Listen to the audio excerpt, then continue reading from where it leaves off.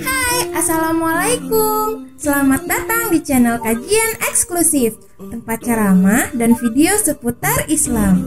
Untuk mendukung channel ini, silakan klik tombol subscribe, like, komen, dan share link video ini ke media sosial kamu ya. Semoga kita semua mendapat pahalanya. Jazakumullahu khairan. Innal hamdalillah nahmaduhu wa nasta'inuhu wa nastaghfiruh wa na'udzu bihi min shururi anfusina wa min sayyiati a'malina.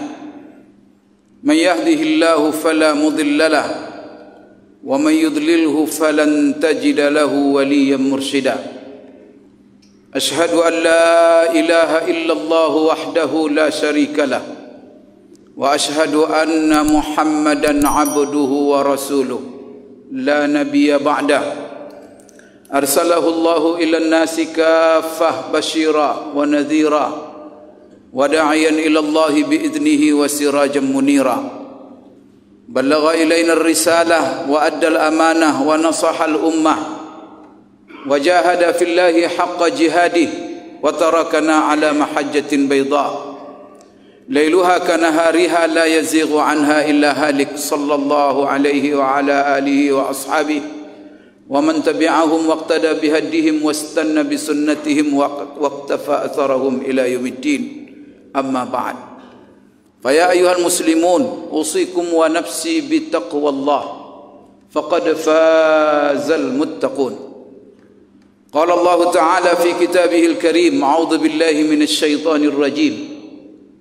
Al-hajju ashhurum ma'lumat faman farada fihinna al-hajja fala rafatha wala fusuqa wala jidala fil hajj wa ma taf'alu min khairin ya'lamhu Allah wa tazawwadu fa inna khairaz zadi at-taqwa wattaquni ya ulil albab.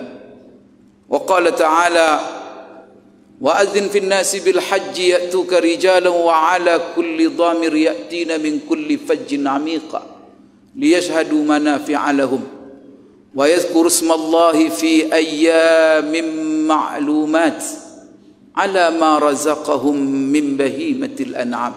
وقال تعالى إنا أعطيناك الكوثر فصل لربك وانحر إن شانئك هو الأبتر. Sadaqallahul azim. Kaum muslimin jemaah Jumat, hafizakumullah wa ra'akum. Syukur yang sedalam-dalamnya, puji sanjungan yang tidak ada batas dan hingganya kita panjatkan kepada Allah Subhanahu wa taala. Sangat besar sekali nikmat anugerah Allah kepada kita hari-hari ini, dan ini harus kita sadari dan kita hayati dan kita ketahui. Dan kita selalu ingat bahawa Allah telah memberikan kesempatan kita kembali peluang nikmatnya untuk menikmati hari-hari yang sangat istimewa pada 1443 Hijriah, yaitu hari-hari 10 pertama bulan Zulhijjah. Ini adalah hari yang paling mulia sepanjang tahun yang kita lalui. Rasulullah sallallahu alaihi wasallam bersabda, afdalu ayyamis sanah ayyamul ashr. Hari-hari yang paling afdal sepanjang tahun adalah hari 10 pertama bulan Zulhijjah. Saking mulianya hari ini, Allah ingatkan di dalam Al-Quran, Allah jadikan hari-hari ini sebagai alat sumpahnya. Di dalam surah Al-Fajr Allah berfirman, wal fajri wal layalin ashr wasyaf'i wal watr, demi fajar dan demi 10 hari, dan demi hari yang genap, dan demi hari yang ganjil. Apa saja hari-hari yang Allah jadikan bersumpah? Pertama 10 hari. Ibnu Abbas sebagaimana dinukil oleh Ibnu Katsir dalam tafsirnya mengatakan bahawa yang Allah maksud dengan demi 10 hari itu adalah 10 hari pertama bulan Zulhijjah. Sedangkan yang dimaksud dengan hari genap wa syaf'i itu adalah hari 10 Zulhijjah.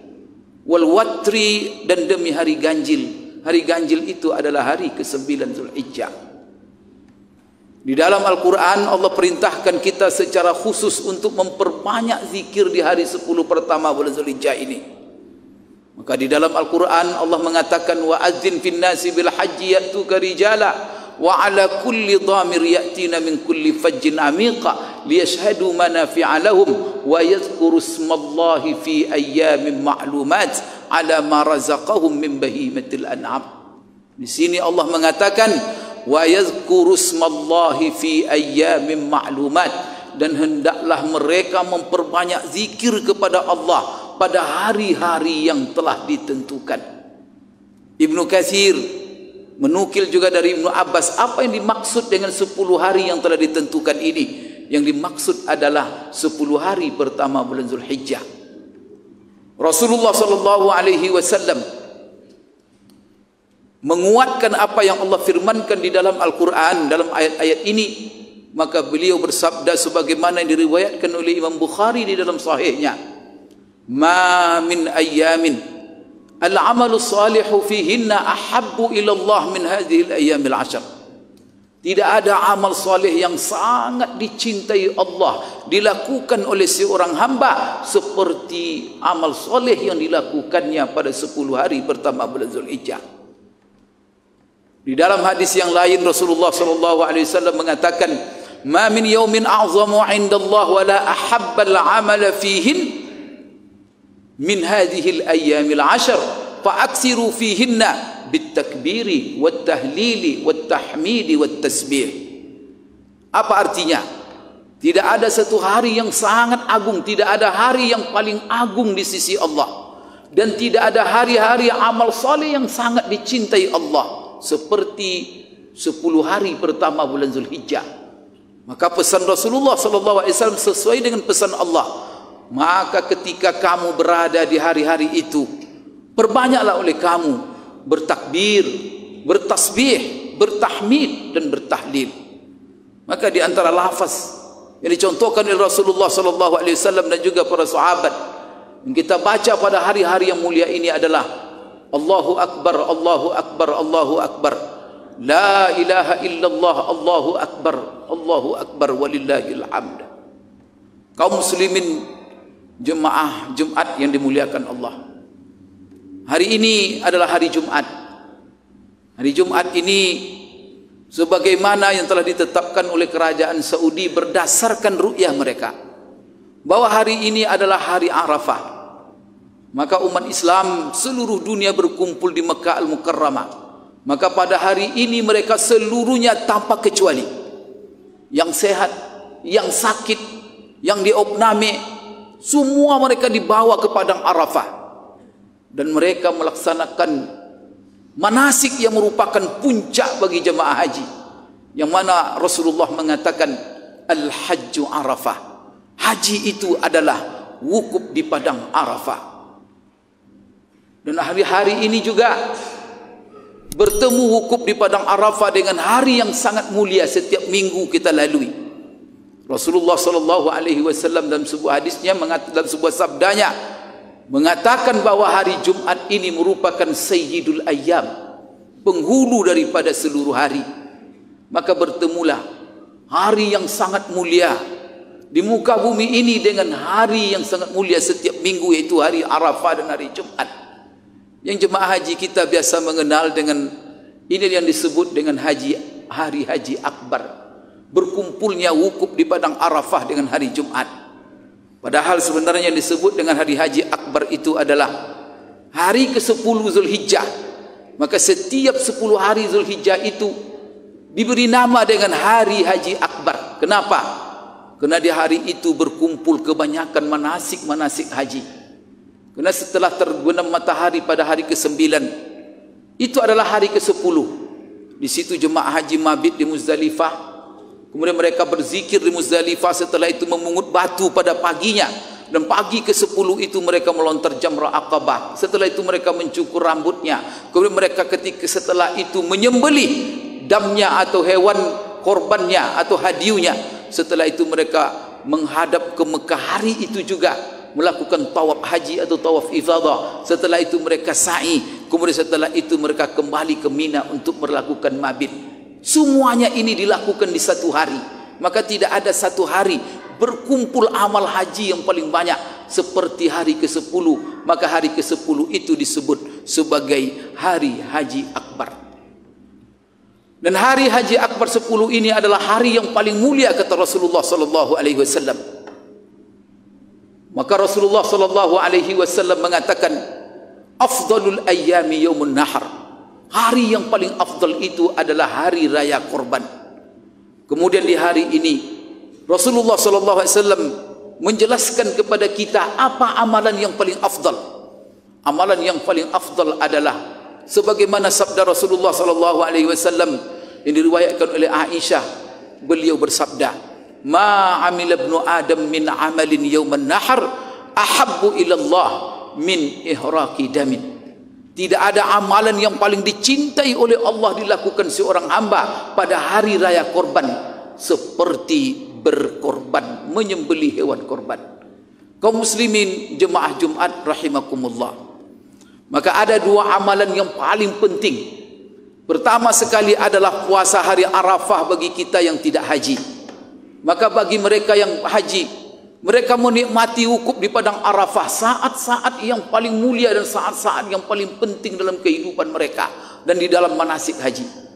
Tetapi bagi kita yang tidak haji, Allah Subhanahu wa taala juga memberikan peluang kesempatan kebaikan dan pahala bagi kita.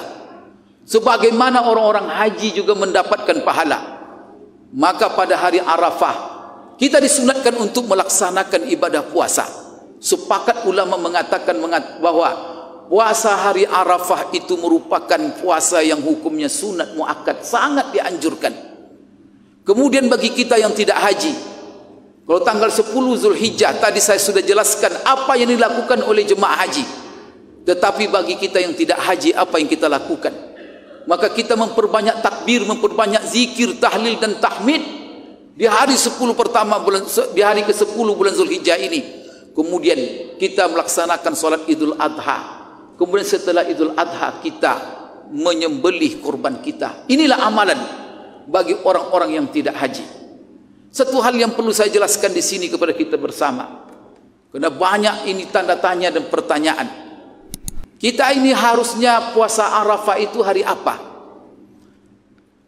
Kerajaan Arab Saudi menetapkan bahawa 1 Zulhijjah itu jatuh pada hari Kamis. Sedangkan pemerintah kita Indonesia telah menetapkan bahawa tanggal 1 Zulhijjah itu adalah pada hari Jumat. Penetapan tanggal 1 ini berkonsekuensi kepada hari apa hari Arafah bagi kita dan bagi Saudi Arabia. Maka di Saudi Arabia hari inilah hari Arafah. Kemudian bagi kita hari Arafah itu adalah masuk besok hari, yaitu hari Sabtu. Tanggal 9 Zulhijjah bagi Saudi Arabia adalah hari Jumat. Sedangkan bagi kita 9 Zulhijjah adalah hari Sabtu. Kemudian Idul Adha di Saudi Arabia itu adalah hari Sabtu. Sedangkan bagi kita Idul Adha adalah hari Ahad. Maka maka banyak yang bertanya, apakah kita harus mengikuti apa yang telah ditetapkan oleh negara, atau kita harus mengikuti apa yang ada di Mekah sana? Apakah kita beridul adha sesuai dengan ketetapan pemerintah, atau kita harus mengikuti Saudi Arabia? Kaum muslimin jemaah Jumat rahimakumullah. Beberapa hal yang perlu saya sampaikan di sini. Pertama sekali, penetapan tanggal 1 Zulhijjah setiap bulan Qamariyah itu, bagaimana metodenya? Ulama hampir sepakat mengatakan bahawa metode penetapan tanggal 1 itu, ini sekarang itu terjadi dua pendapat. Ada dua pendapat di sana dan dua ijtihad. Tapi kebanyakan dan mayoritas ulama mengatakan, dan itu dipakai oleh seluruh negara, rata-rata negara yang di situ ada umat Islam. Apa itu metodenya? Yaitu metode ru'yatul hilal, melihat bulan. Maka di mana-mana melihat bulan. Saudi Arabia melihat bulan, Mesir melihat bulan, seluruh negara Teluk melihat bulan, Malaysia juga melihat bulan, di Eropah melihat bulan. Kenapa? Karena dengan melihat bulan itulah kita menetapkan kapan tanggal 1 Zulhijjah. Maka setelah berkembang ilmu pengetahuan, adanya ilmu falak, atau disebut dengan ilmu hisab. yang mana ilmu hisab ini baru berkembang 3 abad setelah wafatnya Rasulullah sallallahu alaihi wasallam. Maka di awal-awal Rasulullah, sahabat tidak ada yang namanya ilmu falak dan ilmu hisab. Tapi ilmu itu datang kemudian. Dan ilmu ini sangat menopang di dalam menentukan kapan awal bulan Qamariyah. Dan setelah dilakukan eksperimen berkali-kali, dan bahkan tidak pernah dan jarang meleset bahwa hisab itu tanggal 1 setiap bulan Qamariyah sesuai dengan terbit dan munculnya bulan. Sehingga sebagian ulama mengatakan tak perlu lagi kita melihat bulan dalam menetapkan tanggal 1, tetapi kita berpatokan saja kepada hisab. Maka sebagian umat Islam sekarang menetapkan tanggal 1 ada dengan hisab falak tanpa perlu lagi melihat bulan. Namun yang diamalkan mayoritas umat Islam di seluruh dunia sampai hari ini dan dari zaman Rasulullah SAW, dan juga yang dipatwakan oleh ulama termasuk mazhab yang 4, bahwa penetapan tanggal 1 setiap bulan Qamariyah itu adalah dengan ru'yatul hilal.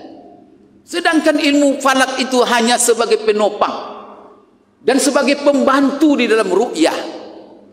Maka di sini ketika bulan dilihat di mana-mana, sekarang pertanyaannya, apabila dilihat bulan itu di satu tempat, ini tidak ada hubungannya dengan Mekah dan tidak Mekah.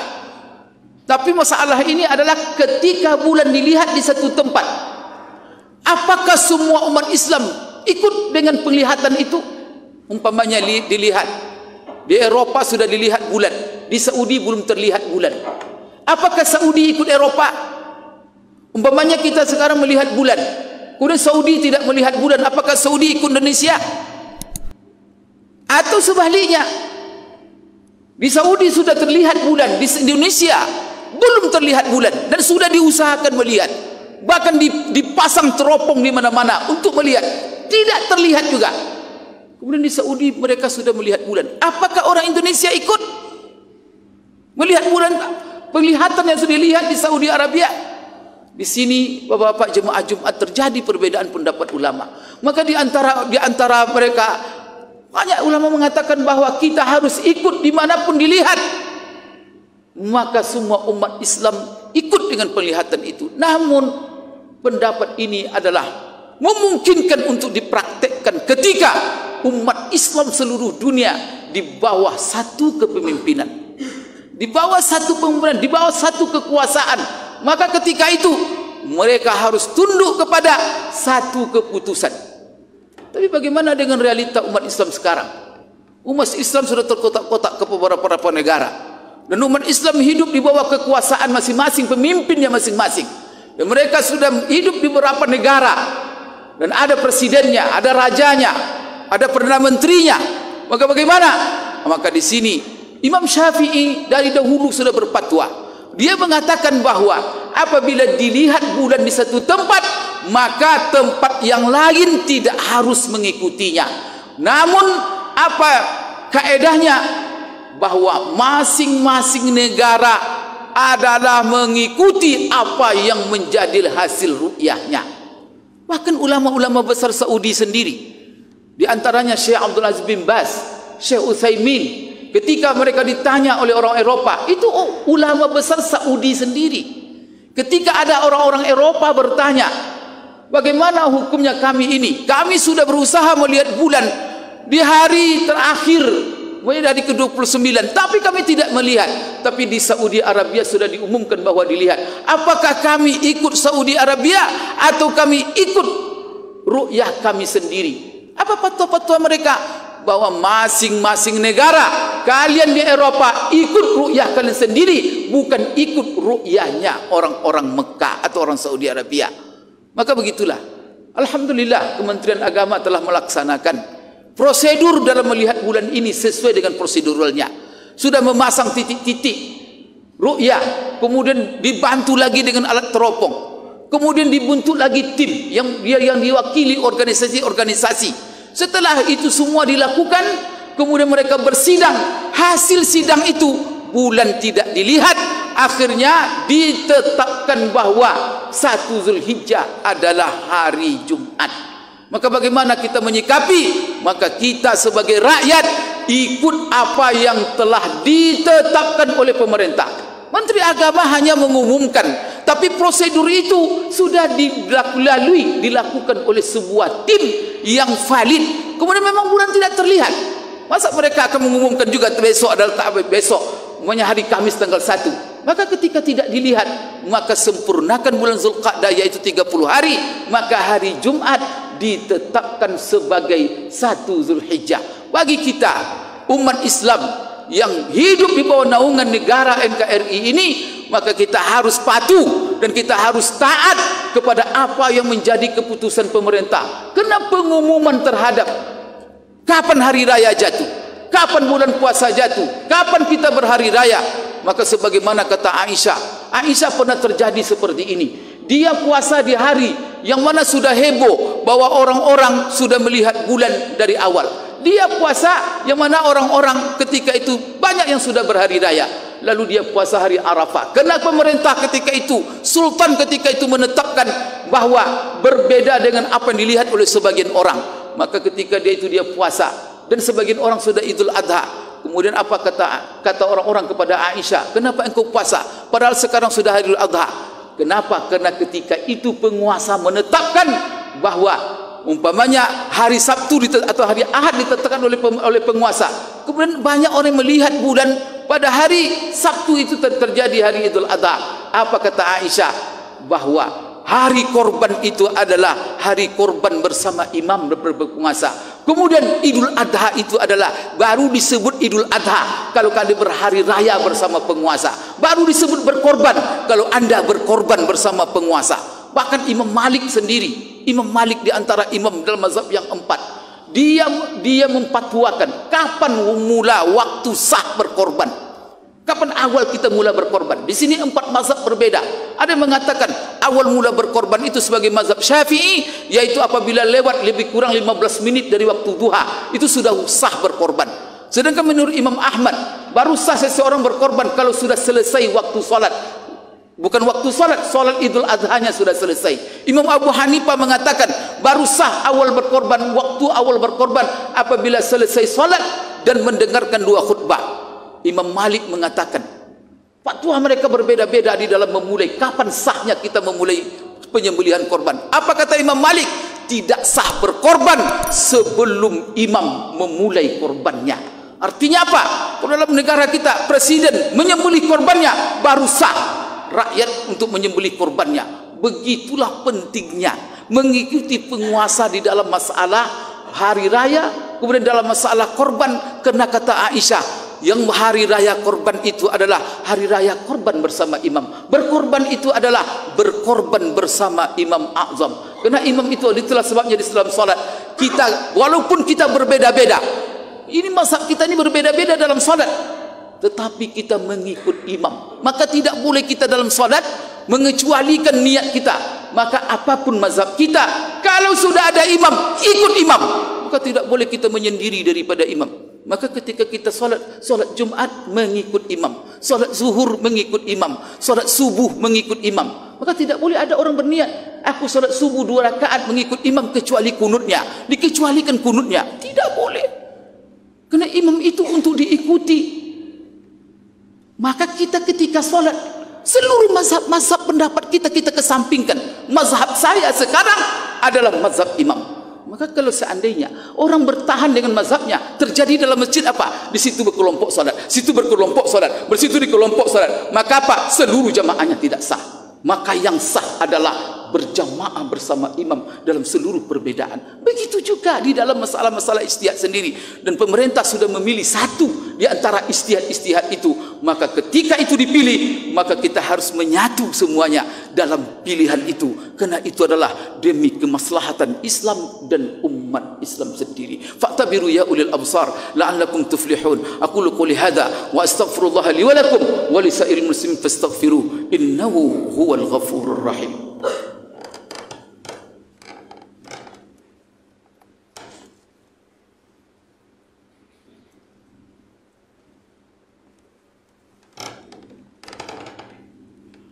Alhamdulillahilladzi hadana li hadza wa ma kunna linahtadiya laula an hadana Allah. Asyhadu an la ilaha illallah wahdahu la syarikalah wa asyhadu anna Muhammadan abduhu wa rasuluhu la nabiyya ba'da. Sallallahu alaihi wa ala alihi wa ashabihi wa man tabi'ahum bi ihsanin ila yaumil qiyamah. Amma ba'd. Fa ya ayyuhal muslimun usikum wa nafsi bi taqwallah faqad fazal muttaqun. Qala Allah Ta'ala fi kitabihil karim, a'udzu billahi minasy syaithanir rajim. Inna a'tainakal kautsar fasalli li rabbika wanhar inna syani'aka huwal abtar. Wasiat saya kepada kita bersama, barang siapa yang punya kelapangan di hari Idul Adha dan 3 hari setelahnya, punya kelapangan rezeki, maka jangan lupa berkorban. Maka saking pentingnya berkorban ini, sebagian ulama mengatakan wajib hukumnya bagi orang yang mampu. Sehingga Rasulullah SAW dalam hadisnya mengancam, man kana lahu sa'atun falam yudahhi fala yaqrabanna musallana. Barang siapa yang punya diberi Allah kelapangan rezeki, lalu dia tidak berkorban, usah ikut salat Idul Adha bersama kami, kata Rasulullah SAW. Maka ketika perintah korban itu ada di dalam Al-Quran, Allah ingatkan betapa banyaknya nikmat Allah kepada kita. Apa kata Allah? Inna a'tainakal kautsar. Sesungguhnya kami banyak sekali menganugerahkan nikmat kepadamu. Maka di hadapan nikmat yang begitu banyak, kamu juga harus memberi begitu banyak. Kemudian di antaranya fasalli, banyaklah kamu sujud kepada Allah di hadapan nikmat itu, dan selalulah kamu berkorban. Maka satu hal yang ironis, ada orang yang setiap solatnya ayatnya inna ataina kul huwallah, inna ataina kul huwallah, tapi pemalas berkorban luar biasa, bakhilnya berkorban luar biasa. Kalau ayat kita inna atainakal kautsar, itu artinya apa? Kita adalah orang yang mencintai, pertama mencintai ibadah salat, yang kedua mencintai ibadah korban. Qala Allah Ta'ala fi kitabihil karim, inna Allah wa malaikatahu yusalluna 'alan nabi ya ayyuhalladzina amanu sallu 'alaihi wa sallimu taslima. Allahumma salli 'ala Muhammad wa 'ala ali Muhammad kama sallaita 'ala Ibrahim wa 'ala ali Ibrahim wa barik 'ala Muhammad wa 'ala ali Muhammad kama barakta 'ala Ibrahim wa 'ala ali Ibrahim fil 'alamin innaka Hamidum Majid. Allahumma ighfir lil muslimina wal muslimat wal mu'minina wal mu'minat الأحياء منهم والأموات إنك سميع قريب مجيب دعوات آمين آمين يا قاضي الحاجات. اللهم من حج منا في هذا العام اللهم اجعل حجهم حجا مبرورا وسعيهم سعيا مشكورا وذنبهم ذنبا مغفورا وتجارتهم تجارة لن تبورا وعملهم عملا صالحا مقبولا. اللهم ردهم إلى بلادهم سالمين غانمين يا أرحم الراحمين. اللهم أعز الإسلام والمسلمين. اللهم انصر من نصر الإسلام والمسلمين. اللهم اخذل من خذل الإسلام والمسلمين. اللهم آمنا في أوطاننا. اللهم آمنا في دورنا. اللهم وادفع عنا البلاء والغلاء والوباء والفتن والمحن والفحشاء والمنكر ما ظهر منها وما بطن من بلدنا هذا ومن سائر بلاد المسلمين. اللهم اجعل بلدنا هذه إندونيسيا آمنة مطمئنة رخاء سخاء وسائر بلاد المسلمين. ربنا آتنا في الدنيا حسنة وفي الآخرة حسنة وقنا عذاب النار. عباد الله إن الله يأمر بالعدل والإحسان وإيتاء ذي القربى وينهى عن الفحشاء والمنكر والبغي يعظكم لعلكم تذكرون. ولذكر الله أكبر والله يعلم ما تصنعون وأقيموا الصلاة.